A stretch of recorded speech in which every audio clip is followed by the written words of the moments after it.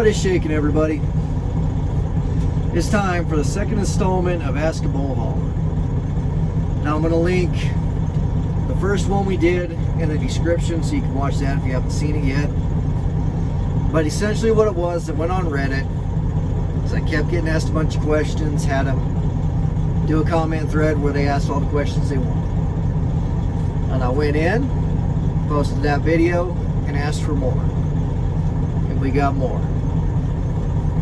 There's all kinds of questions people can ask. If you have other questions, you can leave them in the comments. But there's lots of questions. This is a different line of work that even the drivers aren't familiar with. You got a lot of your freight haulers that are parked next to me. They don't know anything about what we're doing. So it's a good place to ask different things that you wanted to know and get some information. Whether it's good or not, who knows. The first question I got here is, what happens when you get to the drop-off point and have a dead cow on board? It varies from place to place depending on circumstances and what you're hauling. So let's take railers for example. Railers are cattle that are either sick or injured beyond help. You're not going to be able to mend whatever broken bone they got. Or they got locked up in the fence, or maybe they got an illness you can't take care of. Those are railers. When you get to wherever those railers are going, they expect some dead loss. Sometimes those things will die on your trailer before you even get to the scale to get out of where you picked them up at. So when you get down there, they'll chain them out. Hook a chain up to them, drag them out of your trailer. Killer cows, killer bulls, cull bulls, things like that. It depends on where you're taking them. If you have a whole load of cull bulls and they fight with each other the whole way down there, they end up killing each other. It's up to them whether they're going to pull them off or make you go to a place like, say, Darling and get him yanked off. Same thing with a slaughterhouse.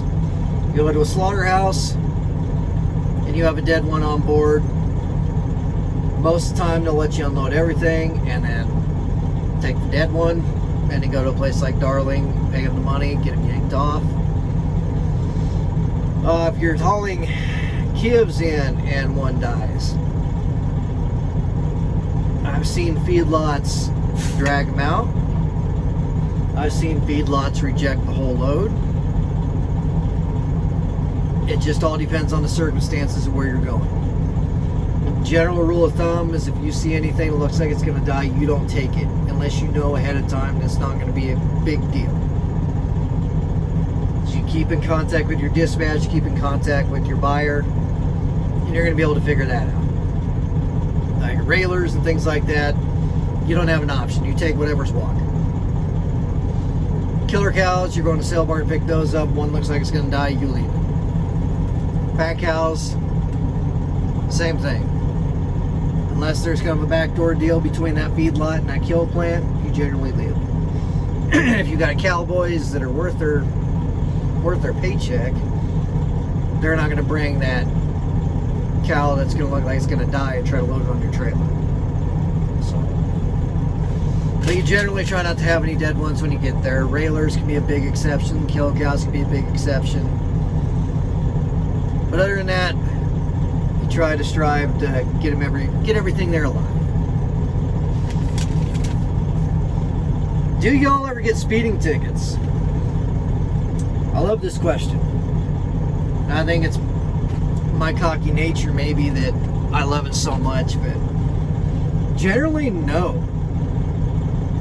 I think it has a lot to do with the wagon that we have behind the rig, but if I'm cruising along and I'm pushing triple digits or something like that and I'm on 2 lanes, if I come up on a state patrol that I don't pick up with my little tool, I just get to flash the lights. They don't want to go through the trouble of chasing me down, going through the paperwork, dealing with the mess that could be the logbook. And not only that, these shredders stink. You got heifers in, you're going to get pooped on, peed on. You walk by that trailer when you're walking around, you can get them scared, they can kick all that poop up on you. A lot of them don't want to deal with it. Now, if you're being stupid, weaving in and out of traffic, making dumb decisions, yeah, you'll get pulled over. You'll get a ticket for multiple things.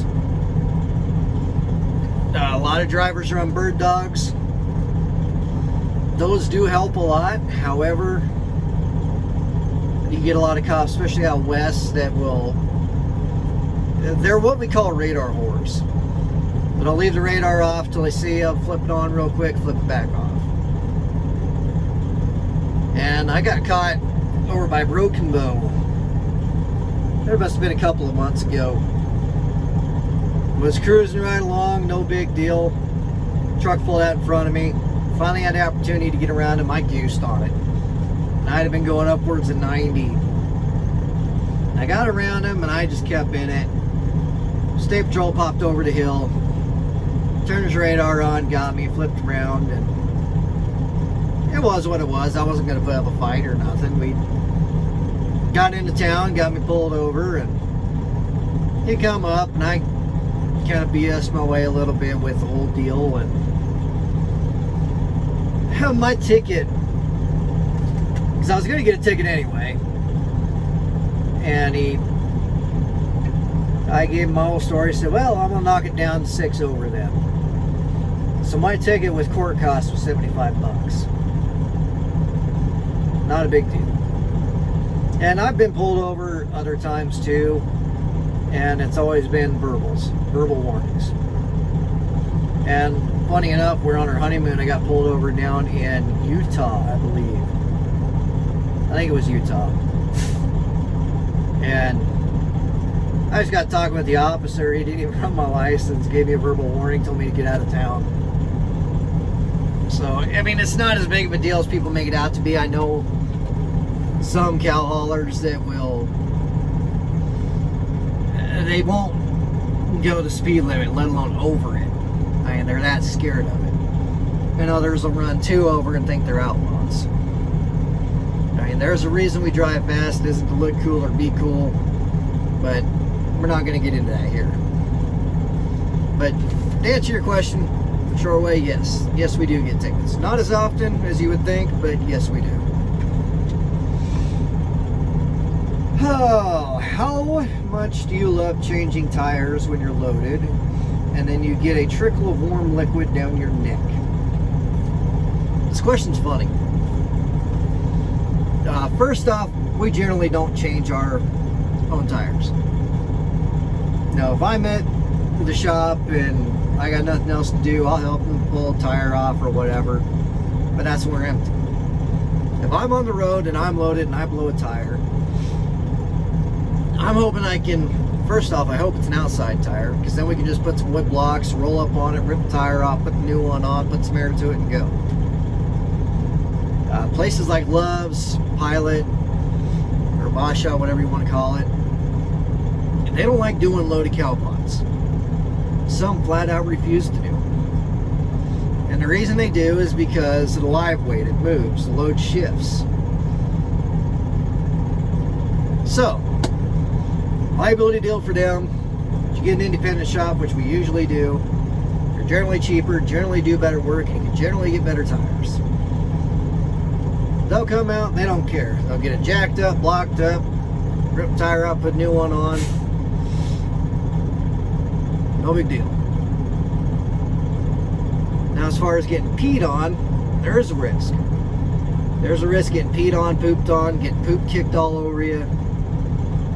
It's just the same as walking by your trailer. Pull up on a scale, walk back to your paperwork at the scale house, walk back, get poop kicked all over you. Just a risk you take. Same as being in the trailer. You got cows on the top deck, you put your crowd gate back, and they could be kicking poop all over you. They could be peeing out the jail. These hats are handy. These hats are handy. That's why they got poop all over them. You're going to be in there, they're going to kick it, put your head down like that, keeps poop off you. They're going to go from up above, pee on you. Let's keep pee off you. Keep poop off you. Handy deals. I blew a tire loaded. I was actually training a guy when this happened. And I was taking a load of fat cows from Burwell down to Lexington. And I was over by Broken Bow. I turned the corner, blew a tire. Well, there's no real way to get anybody out there to get the tire changed right there. So we took it slow. And we limped it up to Trotters there in Broken Bow. And no big deal. They got me right in. And I stuck this kid on it. And I don't think this kid worked there very long. But the kid worked his tail off. And that poor kid was getting peed on constantly by those heifers in that trailer. I felt so bad for him. Oh my goodness. When I have one that surprises me and pees all over me, I get mad. And those darn heifers, it's a projectile deal. They put their butt right up against that end of that trailer and they'll pee right through that hole and it'll go a ways. But that kid didn't say a word. He just did his job. I was overly impressed. So, like I say, in regards to your question, I don't have to change tires, don't have to worry about that. That kid took it like a champ. He deserves a beer and a raise for what he put up with. Yeah, as far as being in the trailer and stuff like that, you hate it, you cuss them, but wear hats like this and it helps you out a little bit. How much do you pull in a year? I included this question, but I don't really understand it. I don't know if they're asking how many loads we pull or how much weight do we pull, or if they're asking how much money do we pull in during the year. And I'm assuming the last one's it. The loads and, I mean, everything is in relation to the markets. Some years you pull more loads, some weeks you pull more loads, more weight, so on and so forth. And some years you make a lot more money than other years. It depends on what the markets are doing. I'd take last year, for example. Last year they had the COVID deal where the packers colluded with each other. But, I mean, not according to the government, I guess. But, anywho, the packers dropped the prices, killed the meat market, jacked them to consumers, lowered it to the producers. So feedlots were holding on to cattle. Ranchers weren't selling cattle. And it was just, everything was at a standstill. That hurt a lot of people. This year is a weird year. It's a lot different. Through the winter, I got a lot of really good railer runs. Going down to Texas, coming back up. I had either bulls or calves or whatever coming back. And that fall run is starting a lot earlier this year than it did last year. Stuff that we normally don't pull out until October was getting run out in August. I mean, just because of the drought. There's no grass. So it all depends on the year. I mean, depends on what the markets are doing, how the cattle are moving. It also depends on who's dispatching you. Do they have the loads? If they do have the loads, are they fighting for a rate? And I'll use Texas as an example for this. When I'm actually going to Texas tomorrow out of Colorado here. If I take bulls or calves or regulars or whatever down to Texas, we got some good contacts to get us a good rate back, either hauling calves or hauling bulls. There's a lot of people down there that are doing stuff for half the price of what we do it for. They're doing it for a lower rate. They're not hauling the weight that we do. I mean, they got more loads. They got loads to keep their guys busy 24/7. But they got to do twice as many loads, work twice as hard to make the same amount of money that I make. And if that makes any sense, it's a lot of things go into how much a person's going to make in a year. Do you ever talk to your cargo, and do they ever answer back? Yes and yes. And I might make some people mad. We loaded cows today over in Saratoga, Wyoming. The guy that owns those cattle, owns that ranch, owns a ranch here in Colorado. We just transferred them back. He grazed them here in Colorado until the grass dwindled. Brought him out there to his ranch in Wyoming. Let him graze out there, and now he's taking them back home. He's going to graze them out here till winter, and then he's going to hang them out the rest of the winter. When we load those cows, we're not buzz. We're not fat haulers. And that's what I said when it makes some people mad. The fat haulers we run into are hotshot happy. Now, we're loading those cows. What are we doing? We got a buzzer with us? Yes. We got a buzzer more or less to tap and for self-defense. If one of those mean old critters comes at you, you got to have something in your corner. You know what I mean? But you're not going to buzz them to get them to do what you want them to do. You're going to talk to them. You're going to call them beautiful. You're going to call them sweetheart. You're going to say buddy. You're going to talk to these cows the whole way up that trailer. Same when I'm loading in a sale barn, or when I'm loading bulls, or when I'm loading virtually anything. When I go to check them, I talk to them. When I go look at the pens, I talk to them. Did they ever holler back? Yeah. You can say something to them, they can move back at you, acknowledge you. Ain't it? It's kind of fun. And maybe I need to be institutionalized, I guess. I don't know. But do we talk to cows? Yes. They acknowledge us, move back? Yeah. Do you ever pet any of the load? You bet. And rodeo bulls, bucking bulls, when they run down that chute line going into whatever bucket chute they're going to, when they go into that and get their flank strap on, that's when they get mean. That's when they know what their job is, and they're all business. They do their job for their 8 seconds. They go back through that gate. They go back down the line. They go back to their pen. They're cool as can be. All they care about is eating, sleeping, and going to the next one. They did their job. You walk up to that pen, you can give them butt scratches. When you're loading them in your trailer, you don't have to do anything.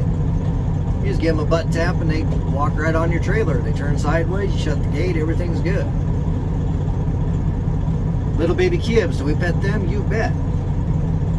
Feeder kibs, if they're good enough tempered, yeah. Mama cows, yeah. You know, it's simple joys, I guess. I mean, we all want to pet a kitty or a puppy, or yeah, why not a cow? Why not?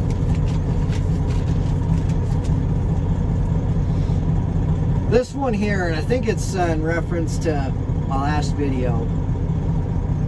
It says, they really don't want you to stop when you have a live haul? Question mark. Say you were just dead tired. You cannot stop for a nap? Question mark. There's a little bit of gray area in this. And it takes experience to figure this out. When I say once you're loaded, you go, you don't stop, I really do mean that. However, there are different circumstances.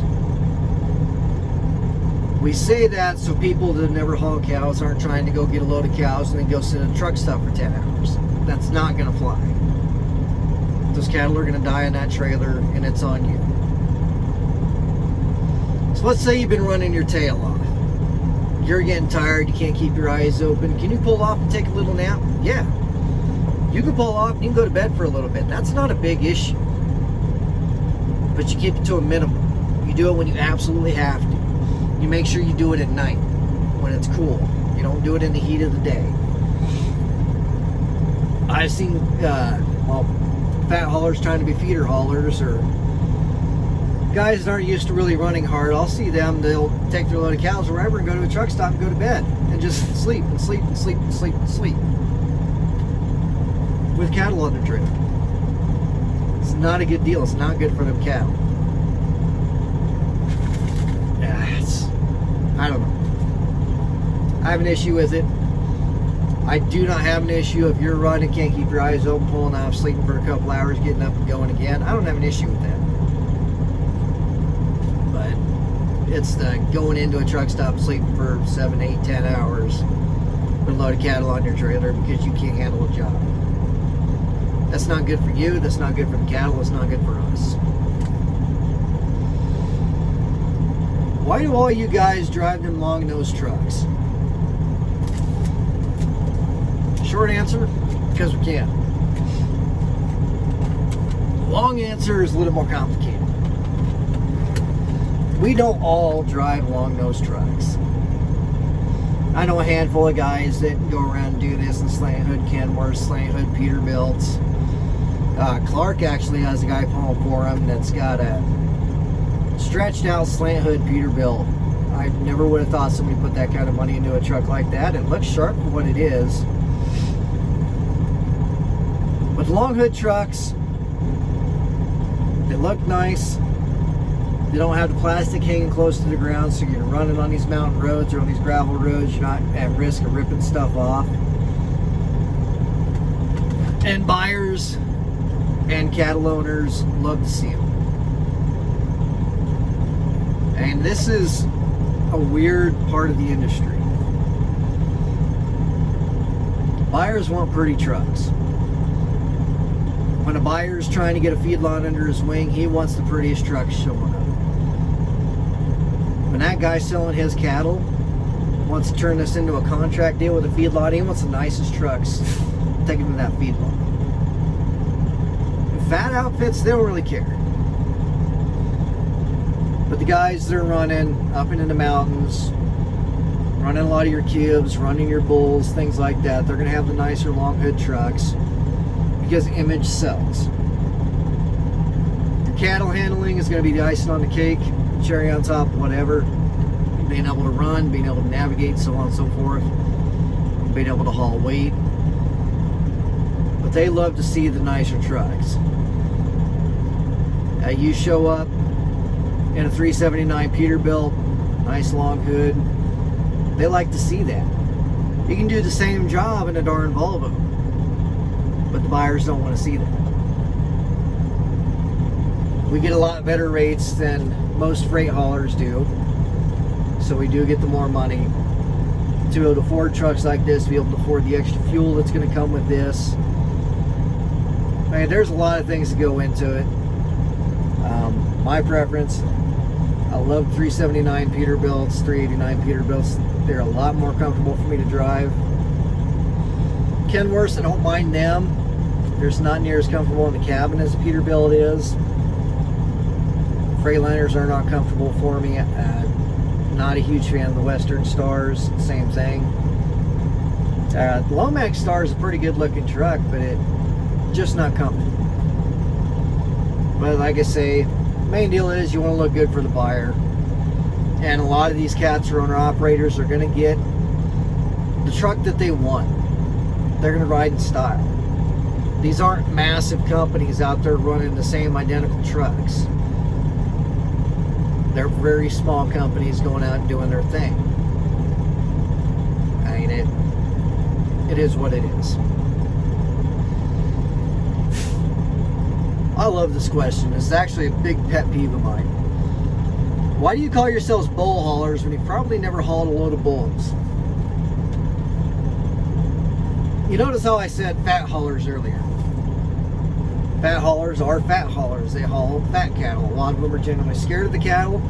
They're hot shot happy. They don't know how to count. They don't know how to figure out how to load. They're frustrating and they're a pain to deal with most of the time. Especially when you're trying to load cubes with them. They make a wonderful mess of things. Now, and you got guys that are calling themselves bull haulers, never hauled a bull. That is frustrating to me. Because I do think that if you're hauling cattle, be it feeder cubes, railers, fat cows, whatever, but you never hauled a bull, you should be calling yourself a cow hauler. You're hauling cattle. I think hauling bulls is a rite of passage. It's a fun thing. It's not hard. You know, when I go down to Texas, sometimes I get cubes back up, and other times I go pick up coal bulls. Coal bulls are the mean ones. They're the ones that are cold from the herd. They should have been made steers. They're tearing stuff up. They're hurting the other critters. They're hurting people. And you're going and putting 40 to 50 some odd coal bulls on your trailer, gating them and everything else. And when you do this, there's nobody there to help you. Nobody to help you cut them, nobody to help you run them up. They'll tell you where they're at and they're on their way. So it's kind of like an extra badge that a guy has to be able to call himself that. So yes, I agree. It is a pet peeve of mine. It's going to continue to happen until the end of time. Guys are always going to say it. It is what it is. When you load, do you load by weight or by head? Both. We load by both. And I'll explain it a little bit. They get a lot. And we'll use, like say fat cattle for example. When I sell a lot of fat cattle, the buyer, whatever kill plant's going to buy them, buy the lot. So you're going to have so many head and you're going to have so much weight. So they're going to weigh a group of them up and they're going to average the weight and they're going to divide that by the number of head, and it is what it is. But you go through that and you figure out how much each truck's going to get. And you're going to try to get anywhere from 50 to 60,000 in Nebraska. Sometimes a little more, very, very rarely a little less, because then they have to flat rates. But once you figure out what every truck's going to get for the weight and the head, make it fairly even, and then you figure out how you're going to load by the head count using the average weight. Same thing at a sale barn. Buyer's going to go, he's going to buy however many cattle. Once he gets that, he's going to figure out the weight. He's going to know that each truck can get anywhere from 50 to 60 some odd thousand. You want over 50 because you get the pro rate, and you don't want over 70 because that is way too freaking heavy and tight. Keep that in mind. So then you take the average weight, you look at your head count, and then you figure out how you're going to load, and you load each compartment by the weight and by the head count, because you know what's going to fit where with experience. And you try to keep your nose under a certain amount, you try to keep your tail under a certain amount, and you know what's going to fit in your centers for weight, for size, and so on and so forth. But everything is figured by both of those. It's a weird little formula. It's not as hard as I'm making it seem right now, but yes, we use both. Where does the Poopoo and Peepee go? Well, first it goes in the bottom of my trailer. It goes on a whatever deck, runs down into the belly, and then I got traps. Now, sometimes you get to a place where you can pull on a hill, you can dump your trap, get permission from the rancher or wherever, they'll let you do that, drain your trailer out. You see guys that got leaky traps when you're turning corners, you see poop sprayed out. That's because of that. Once your trailer gets real dirty and real filled up, you go to a washout. You go to a washout, you either pay them to do it or you go to one that's a self-wash, you have to do it. When you go in the trailer, you open your traps up, go in the trailer, and you work from top to bottom, spray all the poopy out. It is what it is. They got a big old lagoon there it all goes into. It'll dry up a little bit, they'll scoop it out, load it out. It is what it is. What maintenance do you do on the trailer? I'm not going to get into the owner-op part of it because they're obviously going to do everything, or they're going to have a shop that does everything. We're going to talk it from a leaser perspective, from a renter perspective. Because a lot of times you get owner-operators that are going to go pull somebody else's trailer. What maintenance do you do on them? Grease it. Grease it. It's going to make things last longer as far as the brakes and things like that go. But it's going to make your gates work better. All your gates in your trailer, they got grease zerks in them. Your crowd gate, your top gate, your swing gate, your cut gates, everything. Grease it. In the summer, it isn't going to make that much of a difference. In the winter, you will notice it if you didn't grease it all year. And that's one thing that I hate when I got to pick up a different trailer and you can tell they didn't grease it, because it is stiff. It sucks. Grease your trailers. Your rollers, where your back gate rolls up and down. You can oil them, but oil attracts dust. Get you some graphite lube. You can get it in just a powder squeeze bottle form, or you can get the aerosol kind. WD-40's got a good one. But you get that graphite stuff in there, it's going to help your rollers last. There's nothing as frustrating as finally getting those kivs in that did not want to load, and then you jamming up because your roller sticks, and then they run back out the back end. Keep those lubed up with the graphite. Keep the gates greased. Pretty simple. Really simple, actually. Last question. I actually got this one today. It says, gonna try to get my CDO once I turn 21 and take up trucking. Gonna save my money and get a truck and go independent. My question would be, what kind of experience would I need to start bull hauling once I get a truck?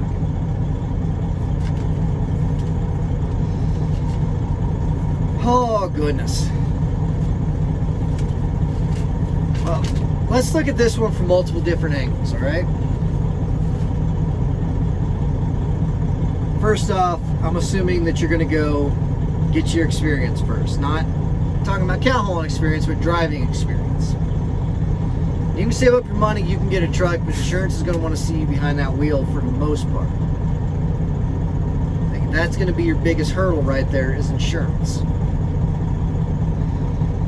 Now say if you go pull a hopper for a year, you go pull dry freight for a year, skateboard for a year. It's going to help you in the long run. You're going to know what you're doing. Let's say you go out and you just buy a truck. You get to see CDL and go buy a truck straight away. Guys have done that. Guys have made good careers because of that. Do you got somebody that's going to be able to show you the ropes? I mean, that's a big thing. You want to learn a little about this industry. We'll learn how to navigate and then maneuver around before you try to bite off more than you can chew. You know what I mean? Once you go get your truck, you're going to have to get your authority. Insurance, all that other stuff. A lot of trucking companies, they'll put you on with their trailer. They've got to have at least 6 months, I think it is, before they can put you on. I can't remember what you need to be insured for.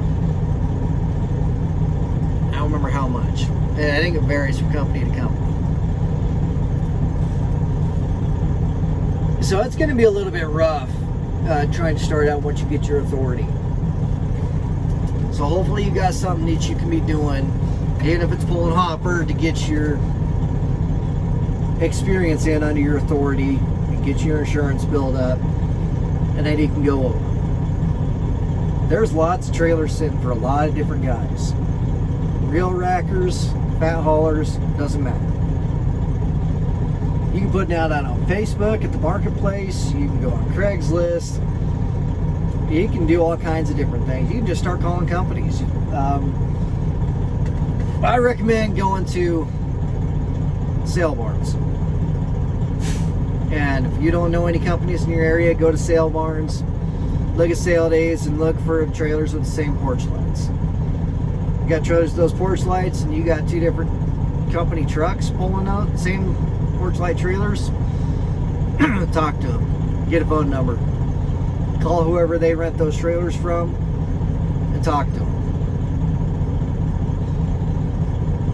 If you got no experience, there are companies out there, if you own your own truck, that will train you, because they're going to make money while it happens.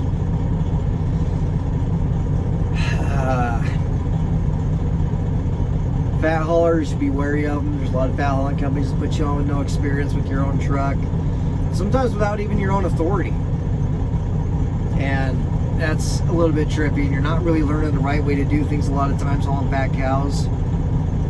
And like I say, that fat hauler is used more of an insult between us than anything else. Everybody hauls fat cows at one point or another. You know, and it is what it is. With the guys that specialize in it, like I say, are generally hot shot happy. They're generally not taught the right way to handle cattle. They don't know how to handle cattle without that buzzer. So try to get in with somebody, like I say, going to a sale barn, looking at those trucks, trailers, try to find somebody that's going to put you under their wing and teach you the right way to do things. My advice in that whole thing, get at least a year experience. Keep putting your money away. Now if you decide after that you want to get your own truck, then do it. But be prepared to bite the bullet for the first year or whatever, or first 6 months doing something different, until you got enough experience under your authority to be able to do what you want to do. Get in with whatever outfit you want to get in with, and then you can learn the ropes. Just make sure you're straight up with them, make sure you're honest with them, and make sure you know what you're getting yourself into. But like I said, guys, if you guys have any more questions, leave them in the comments. I love doing the videos like this. I love answering questions. See if I get them at truck stops or on Reddit, on here. I love answering questions. So, like I say, have any more, leave them in the comments. We'll go from there. As always, guys, I thank you all for watching.